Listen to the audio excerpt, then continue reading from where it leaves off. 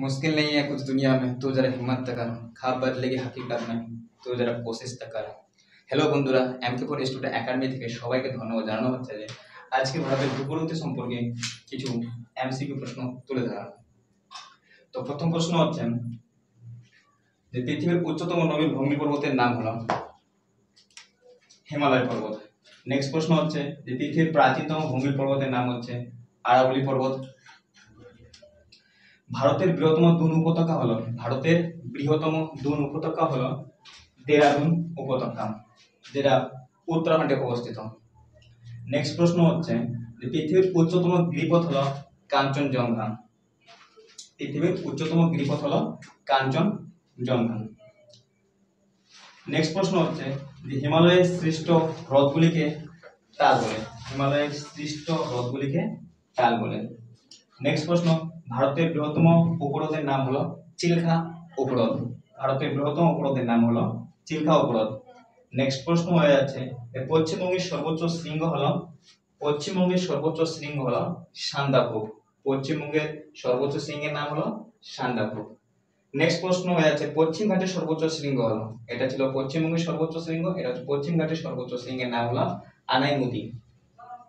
Next প্রশ্ন হচ্ছে যে আরাবলী পর্বতের সর্বোচ্চ শৃঙ্গ হলো গুরু শিখর। তারপর নেক্সট প্রশ্ন হচ্ছে যে ছোট নাগপুরের সর্বোচ্চ শৃঙ্গ হলো পারেশনাথ পর্বত। ছোট নাগপুরের সর্বোচ্চ শৃঙ্গ হলো পারেশনাথ শৃঙ্গ। নেক্সট প্রশ্ন হচ্ছে ভারতের বৃহত্তম হিমবাহের নাম হলো সিয়াচেন হিমবাহ। তারপর নেক্সট প্রশ্ন হচ্ছে কয়াল বা লেগুন দেখা যায়, এক কথা হচ্ছে কয়াল বা লেগুন দেখা যায় মালাবার উপকূলে, আর মালাবার উপকূলে অসংখ্য কয়াল দেখা যায়, তার মধ্যে বৃহত্তম কয়ালের নাম হচ্ছে ভেমনাদ। তারপর নেক্সট প্রশ্ন হচ্ছে ভারতের একমাত্র অন্তর্বাহিনী নদীগুলি যে রাজ্যের উপর দিয়ে যাচ্ছে তা হলো রাজস্থান।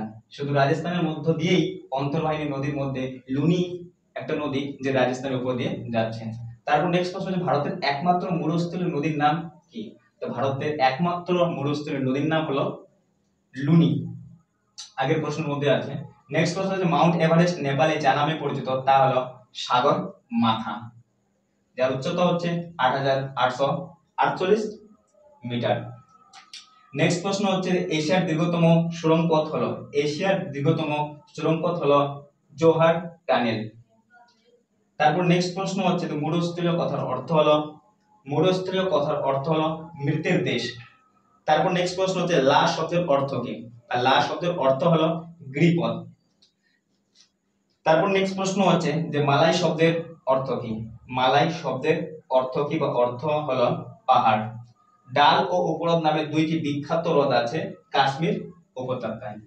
এই মাত্র পুরোটি এমসিকিউ ভারতের ভূপ্রকৃতি থেকে তুলে ধরা হলো। যদি ভিডিওটা ভালো লাগে তাহলে লাইক, শেয়ার এবং কমেন্ট করে দিবেন। Thank you watching.